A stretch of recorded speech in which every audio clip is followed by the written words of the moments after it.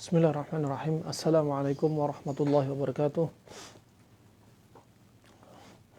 Innal hamdalillah nahmaduhu wa nasta'inuhu wa nastaghfiruh wa na'udzu billahi min shururi anfusina wa min sayyiati a'malina may yahdihillahu fala mudilla lahu wa may yudlil fala hadiya lahu. Asyhadu an la ilaha illallah wahdahu la syarika lah wa asyhadu anna Muhammadan 'abduhu wa rasuluh. Amma ba'd. Alhamdulillah, kajian kita insyaallah kita mulai lagi setelah sebelumnya kita melakukan safari dakwah ya bersama Ustaz Subhan Bawazir dan tim MBI. 10 hari kita perjalanan dari Medan hingga ke Jakarta. Alhamdulillah, tentunya dengan izin Allah Subhanahu wa taala banyak sekali hikmah yang kita dapat, juga kenikmatan-kenikmatan yang bisa kita lihat, kita rasakan, kami rasakan, juga pertemuan dengan sahabat-sahabat yang sebelumnya tidak kita kenal, dan semuanya adalah ukhuwah lillah juga, dan semoga menjadi pemberat timbangan tim dan kami semua. Dalam kesempatan kali ini kita akan mengkaji satu kajian yang kadang kajiannya kajian tentang hadis umum, dan juga kita akan bahas tentang Tibbun Nabawi bersanad atau Tibbun Nabawi bersanad sahih, yaitu kitab Sahih Musnad fi Tibbun Nabawi. Rahimana wa rahimakumullah. Jadwal sebenarnya kami adalah jadwal jam 6 ya.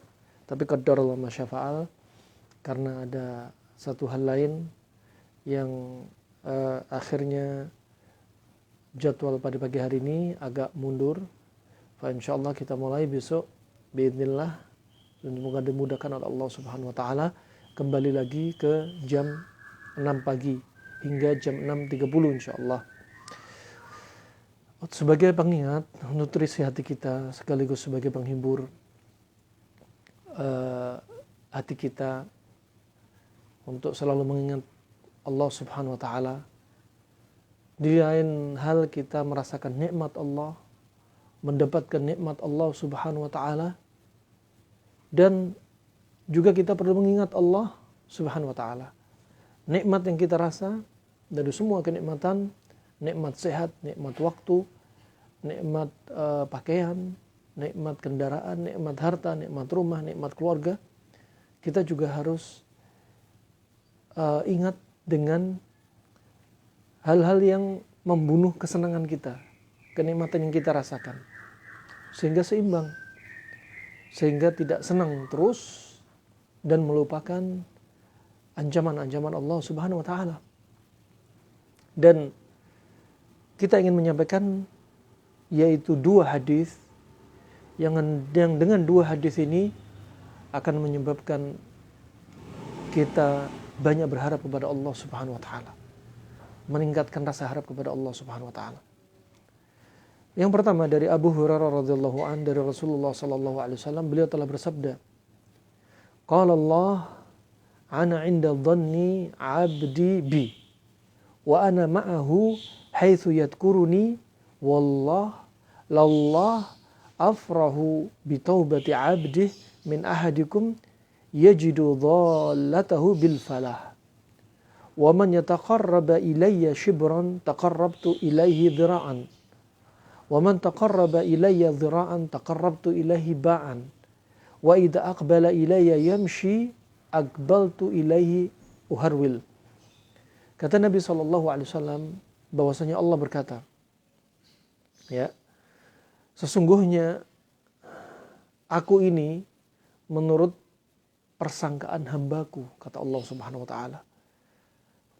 Aku menurut persangkaan hambaku terhadapku, dan aku selalu bersamanya selama dia mengingatku. Wah, ini penting. Kalau antunna, anda semua dalam keadaan senang, riang, gembira, ingat kepada Allah Subhanahu wa taala, maka Allah akan ingat kita tatkala kita dalam keadaan sempit, tatkala kita dalam keadaan sedih, tatkala kita dalam keadaan terhimpit. Maka ingat Allah. Dapat rezeki, dapat waktu luang, dapat kesenangan, dapat harta, ingat Allah Subhanahu wa taala. Niscaya Allah akan mengingat Anda ketika Anda susah. Itu penting. Ya. Demi Allah, sungguh Allah itu lebih bergembira. Allah lebih bergembira dengan taubat hambanya ya, daripada kegembiraan salah seorang di antara kalian yang mendapatkan kembali kendaraannya yang hilang di padang pasir. Nah, Allah lebih gembira. Ya, Allah lebih gembira. Ya, sebagaimana dalam hadis yang lainnya didapati seorang lelaki musafir sendirian dan dia berteduh di bawah pohon dalam keadaan dia di padang pasir. Yang hewan tunggangan dia itu ada perbekalan dia, ada pakaian dia, ya, ada kebutuhan dia diletakkan di atas punggung hewan kendaraan dia. Dan didapati hewan dia ini kabur dari dia, hilang dari dia. Dan kemudian laki-laki ini ketika terbangun, ya, yang sebelumnya sedih, makanan, minuman, pakaiannya semua hilang. Bagaimana perasaan takutnya, sedihnya? Ya. Katakan di zaman sekarang, nas'alullah al-afiyah, ada seseorang lagi touring. Perjalanan jauh dari Sabang Merauke. Ya, di motornya itu ada tas kiri kanan, ada boxnya, semuanya itu isinya perbekalan dia, termasuk pakaian dan makanan minuman dia. Kemudian dirampas orang. Dan dia dalam keadaan di hutan. Hilang motornya. Gimana perasaannya? Nah, jauh dari kontak, gak ada sinyal. Gimana perasaannya? Wah, ini di padang pasir. Dalam keadaan panas terik. Nah, kemudian ketika dia tertidur, bangun lagi. Dia dapati hewan sudah ada di hadapan dia. Saking gembiranya, dia berkata apa? Anta abdi wa ana rabbuk. Kata dia. Kau adalah hambaku dan aku adalah Rabb kamu. Kebalik, ngomongnya terbalik. Saking apa? Saking gembiranya. Dan demikian gak disengaja, tidak mengapa. Ya, ucapan dia yang salah tidak dihukum oleh Allah Subhanahu wa taala, tidak dicatat dosa. Kamu ya Allah adalah hambaku dan aku adalah Rabb kamu. Terbalik coba. Saking apa? Saking gembiranya. Makanya orang yang terlalu gembira, orang yang terlalu marah, ya, hukumnya nggak diambil. Karena seperti lepas akal dia, saking overnya. Nah, dan gembiranya Allah, ya, ketika mendapat hamba Allah yang bertobat kepada Allah, lebih dari gembiranya orang yang seperti ini. Kondisinya seperti ini. Maka bertobatlah kepada Allah Subhanahu wa taala. Taubat dibagi menjadi dua, taubatun 'amah wa taubatun khasah. Taubatun 'amah, taubat dari semua dosa. Semua dosa kita. Dan kita perlu taubat setiap hari. Kita perlu bertobat setiap hari dari dosa yang sudah kita lakukan tiap hari. Makanya kalau ada waktu sholat duha, jangan lalaikan sholat. Karena sholat duha adalah sholatnya awabin. Sholatnya orang-orang yang bertobat kepada Allah Subhanahu wa taala. Jangan lalaikan. Rahman wa rahimakumullah jami'an. Demikian gembiranya Allah. Ketika mendapati hambanya taubat, gembiranya Allah lebih gembira daripada orang yang kehilangan hewan tunggangannya di padang pasir. Yang di situ jauh dari manusia, jauh dari bahan makanan, ya, jauh dari kontak makhluk manusia yang lainnya, ya, dan di bawah terik matahari. Ya Rabb. Nah, kemudian barang siapa, kata Allah Subhanahu wa taala, barang siapa mendekat kepadaku satu jengkal, maka aku akan mendekat kepadanya satu hasta. Ya. Barang siapa satu hasta, barang siapa mendekat kepadaku sehasta, maka aku akan mendekat kepadanya satu depa. Ya. Apabila ia menuju kepadaku dengan berjalan, ya, maka aku akan mendatanginya dengan uharwil, dengan berjalan cepat. Ini Allah Subhanahu wa taala. Kalau kita mendekat kepada Allah dalam kondisi berjalan, Allah akan mendekat kepada Anda dalam kondisi seperti apa? Kondisi seperti lari atau jalan cepat. Ya subhanallah. Balasan Allah selalu berlimpah-limpah. Maka jangan putus asa dari rahmat Allah Subhanahu wa taala. Karena putus asa itu termasuk sifatnya Yahudi. Dan kita diperintah oleh Nabi SAW untuk menyelisih orang-orang Yahudi. Dan hadis yang berikutnya. Hadis dari Jabir bin Abdullah bahwa beliau mendengar Rasulullah SAW bersabda, 3 hari sebelum wafatnya Rasulullah bersabda, la yamutanna ahadukum illa wa huwa yuhsinu dhann billah. Janganlah salah seorang dari kalian itu meninggal, jangan salah seorang dari kita, Anda semua meninggal kecuali dia selalu berhusnudzon kepada Allah Subhanahu wa taala. Selalu. Jaga hati Anda, jaga hati kita untuk husnudzon kepada Allah. Apapun yang Anda rasakan, apapun dari takdir buruk yang Anda terima, husnudzon kepada Allah, berbaik sangka kepada Allah Subhanahu wa taala. Yang suami ditinggal oleh istrinya, mantannya, dengan membawa anak-anaknya. Sabar, husnudzon kepada Allah Subhanahu wa taala. Yang seseorang ya pendapatannya berkurang, ya ketika musim pandemi, husnudzon kepada Allah Subhanahu wa taala. Ketika Anda sedang difitnah oleh saudara Anda, teman Anda, husnudzon kepada Allah Subhanahu wa taala. Ketika Anda sedang dicoba, kerabat dekat Anda meninggal, husnudzon kepada Allah Subhanahu wa taala. Ketika Anda dalam keadaan susah, payah, dapat musibah, bencana, ya, husnudzon kepada Allah Subhanahu wa taala. Jangan pernah bilang, why me? Kenapa harus aku menerima takdir buruk ini? Jangan. Selalu baik sangka kepada Allah. Asa an takrahu syai'an wa khairul lakum. Ya. Bisa jadi apa yang kau benci itu lebih baik bagi kamu di sisi Allah Subhanahu wa taala. Kullu hadzullahi zain. Semua bagian yang Allah berikan kepada kita, semuanya itu baik. Takdir buruk itu hanya di sisi kita. Di sisi Allah enggak ada buruk. Di sisi Allah semuanya baik. Karena itu baik untuk kita. Nah, baik untuk kita. Demikian rahmatullah jami'an. Ya, husnudzon kepada Allah selalu. Jangan buruk sangka sedikit pun kepada Allah Subhanahu wa taala.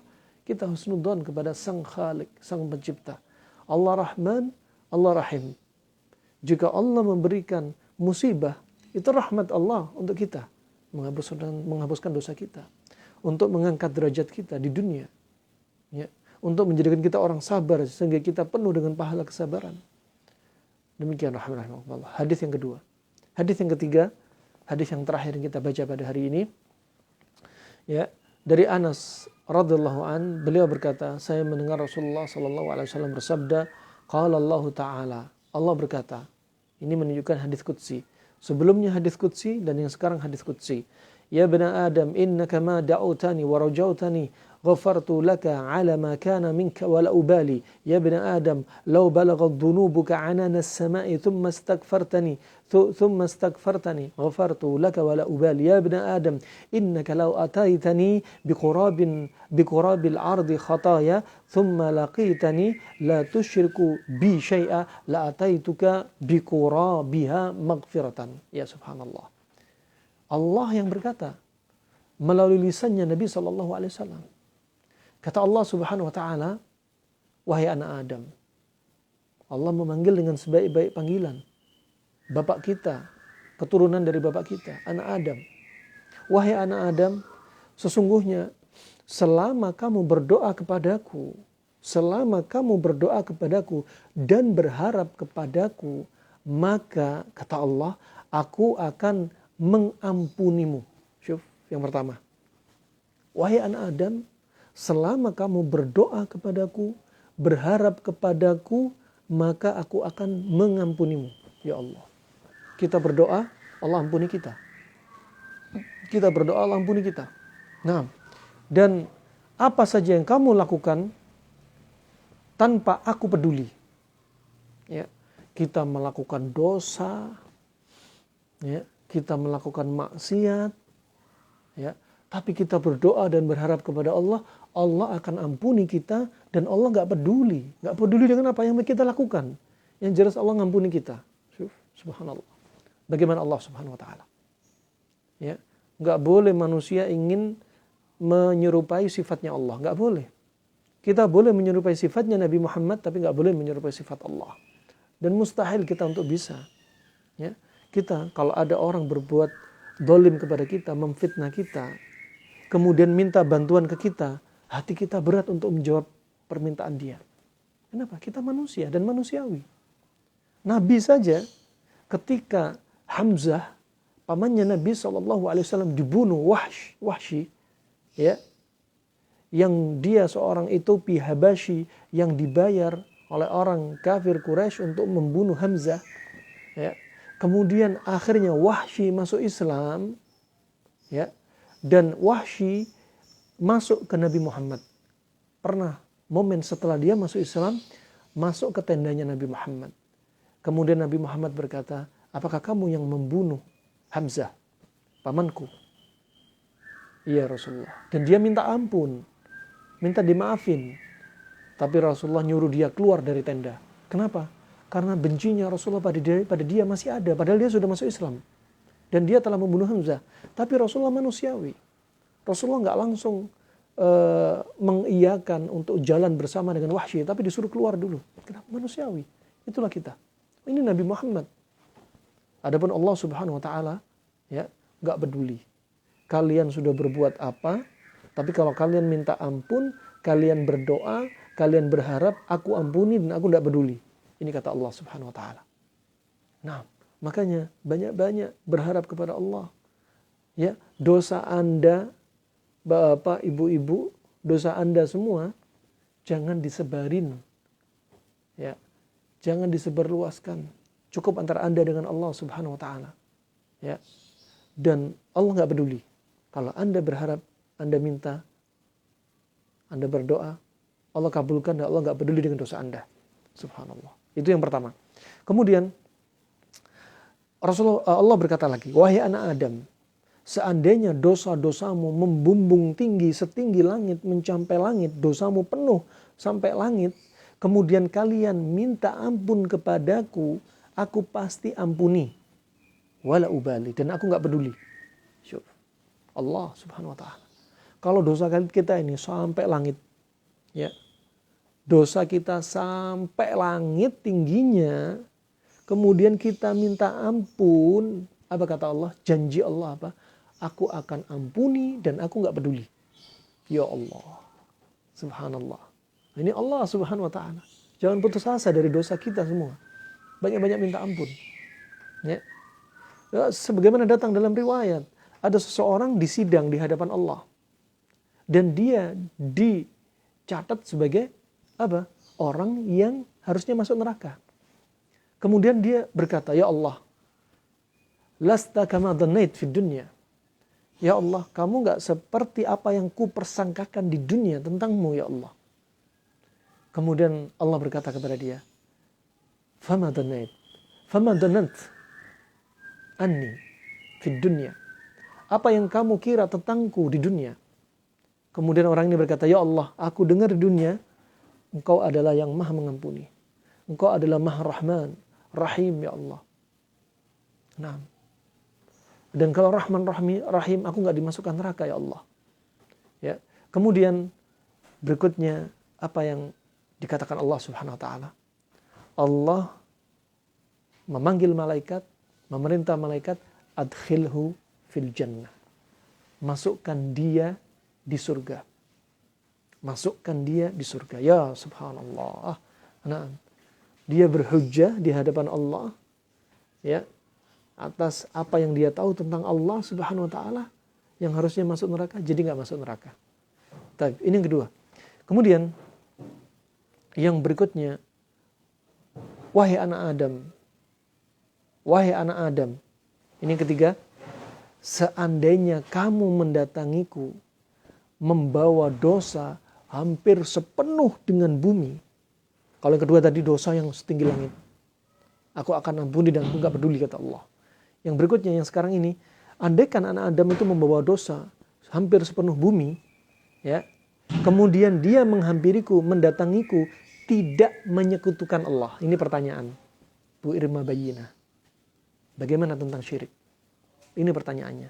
Barang siapa datang dosanya hampir sebesar bumi, dia mendatangiku tanpa berbuat syirik, tanpa menyekutukanku dengan satu apapun, niscaya aku akan mendatangimu, ya, aku akan mendatangimu dengan membawa ampunan sebesar bumi pula. Ya, sepenuh bumi pula. Ya subhanallah. Seseorang, ya, hamba Allah, dosanya satu langit, hampir sampai langit, membumbung tinggi.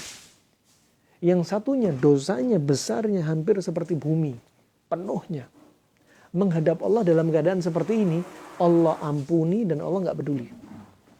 Ya subhanallah. Adapun syirik, ya, syirik dibagi menjadi dua, syirik besar, syirik kecil. Dan syirik kecil nggak selamanya jadi kecil. Ada saatnya syirik kecil menjadi besar. Kapan itu? Idza yaqa fi aslil ibadah. Jika syirik kecil itu, ya, terjadi pada asal muasal ibadah. Apa itu? Niat. Contoh, ada orang sholat subuh. Allahu Akbar. Ketika rakaat kedua muncul niat riya. Karena di samping dia ada pejabat tinggi dari pemerintah. Dia ingin pamer. Atau ada guru dia, ada dosen dia. Ya. Dia ingin pamer. Dibaik-baikin sholatnya. Dan itu sampai salam. Maka rakaat kedua semua hangus, gugur. Dia harus menambah 1 rakaat. Kemudian gambaran berikutnya. Pada rakaat kedua muncul niat riya seperti tadi. Tapi dia lawan. Ya. Maka dia lawan dan dia sukses. Itu tidak membahayakan diri dia. Allah ampuni. Riya, niat riya yang sempat muncul. Nah, bahkan ketika dia menggagalkan niat riya itu, Allah catat pahala di sisi dia.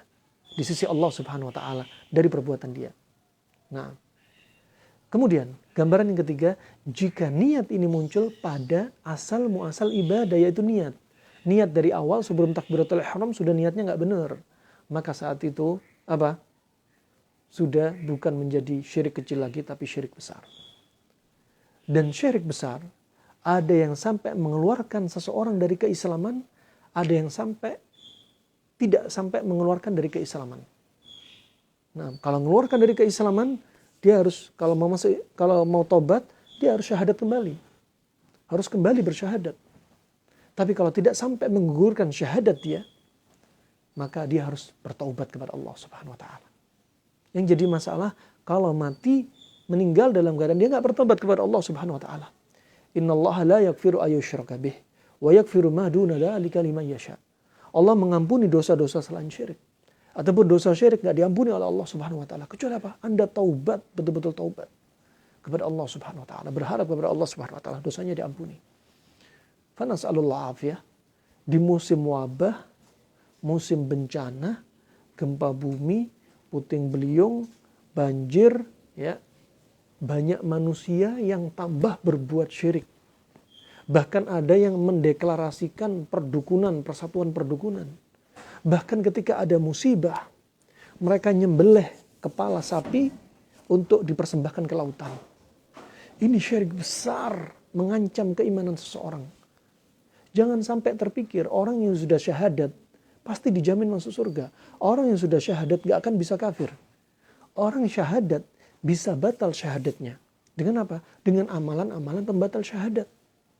Nah, rahimakumullah, orang musyrik di zaman Nabi, ya, orang yang terjadi kesyirikan di masa lalu, ya, pada beberapa hal lebih mending syiriknya daripada yang terjadi di zaman sekarang.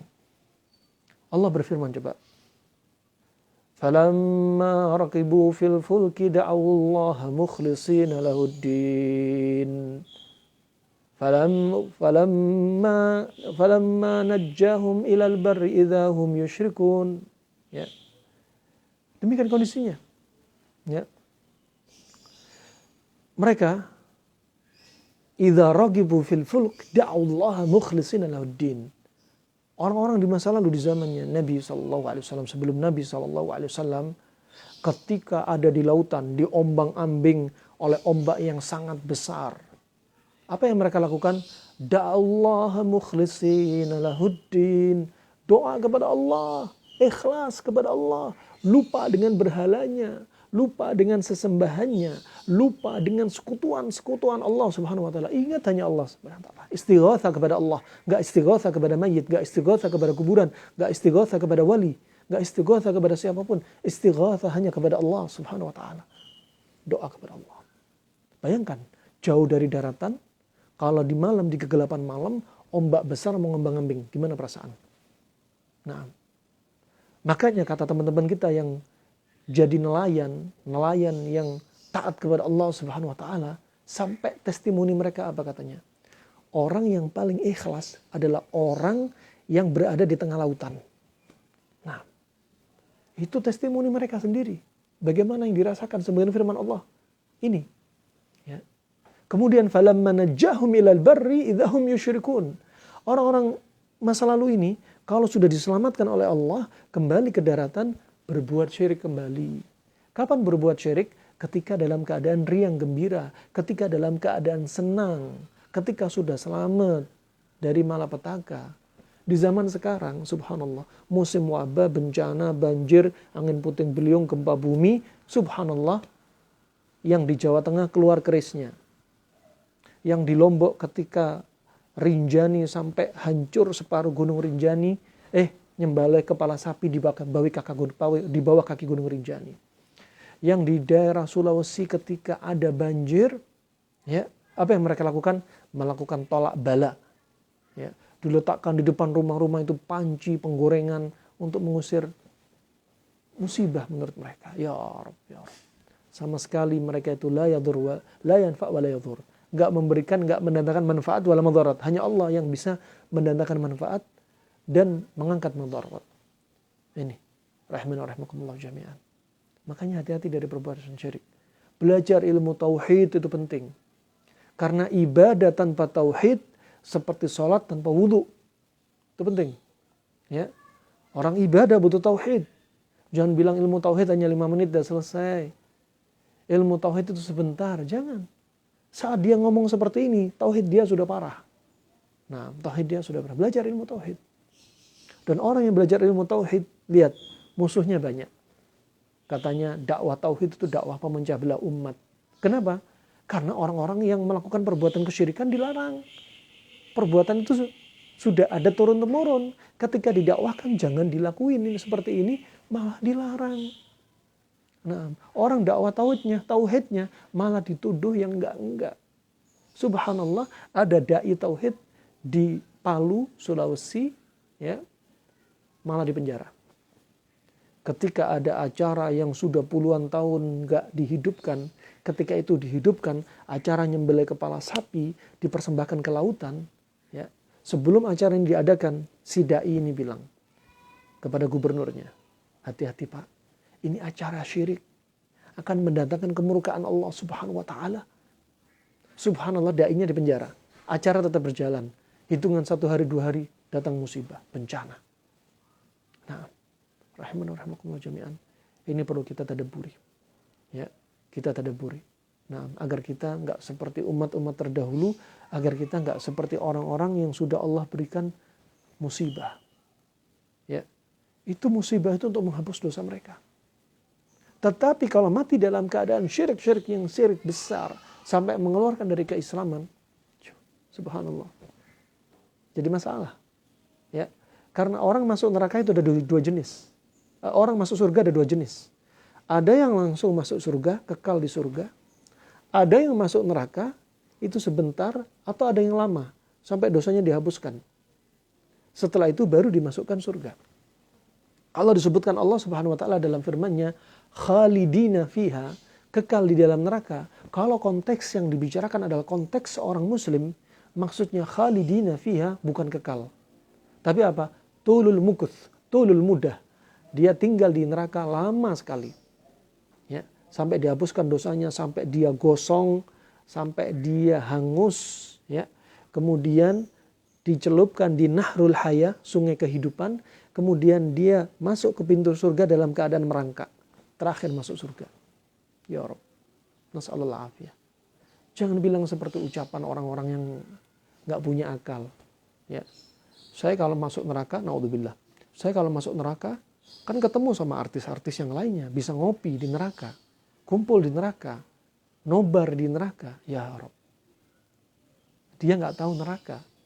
Penghuni neraka ini, ya, sampai disebutkan Nabi, seandainya di masjid ada 100.000 rajulan, ada 100.000 orang di masjid, kemudian dihadirkan satu penghuni neraka di masjid tersebut, dan dia penghuni neraka hanya bernafas 1 kali nafas, keluar nafasnya dari mulutnya, dari hidungnya, akan membinasakan 100.000 nyawa yang ada di dalam masjid. Saking panasnya nafasnya penghuni neraka. Itu masih nafasnya penghuni neraka, belum nerakanya. Nah, gigi gerahamnya penghuni neraka seperti Gunung Uhud. Gunung Uhud itu panjangnya 7 kilo, tingginya 350 meter. Gimana berarti postur tubuhnya? Kulitnya tebal. Allah jadikan kulitnya tebal untuk apa? Biar sarafnya semakin banyak, biar kalau disiksa tambah kerasa, sarafnya semakin tebal. Nah, mau coba-coba neraka? Kita nggak mau, walaupun 1 detik pun kita nggak mau jadi penghuni neraka. Makanya doa pagi sore, Allahumma inna nas'aluka jannah wa na'udzubika minan nar. Allahumma inna nas'aluka jannah wa na'udzubika minan nar. Allahumma inna nas'aluka jannah wa na'udzubika minan nar. Baca 3 kali. Kalau kita baca 3 kali, surga mengaminkan, ya Allah, jauhkan dia, masukkan dia ke dalam surga. Neraka juga mengaminkan, ya Allah, jauhkan dia dari neraka. Ya Rabb, subhanallah. Itu saja yang bisa saya sampaikan. Kita lanjutkan kajian esok hari insyaallah jam 6 sampai jam 6.30 ya. Alafu minkum ya, karena ini kajian banyak libur karena perjalanan kita ya yang sangat jauh dan waktu yang tidak memungkinkan ya. Dakwah Medan Jakarta. Barakallahu fiik, dan insyaallah kita akan lanjutkan dalam waktu jam 6 sampai jam 6.30 esok hari. Insyaallah kita akan lanjutkan kajian Tibbun Nabawi bersanad sahih. Barakallahu fiik. Tetap bergabung ya, share ke teman Anda dan semoga bermanfaat. Wabillahi taufiq wal hidayah. Subhanakallahumma bihamdik asyhadu an la ilaha illa anta astaghfiruka wa atubu ilaik. Wassalamualaikum warahmatullahi wabarakatuh.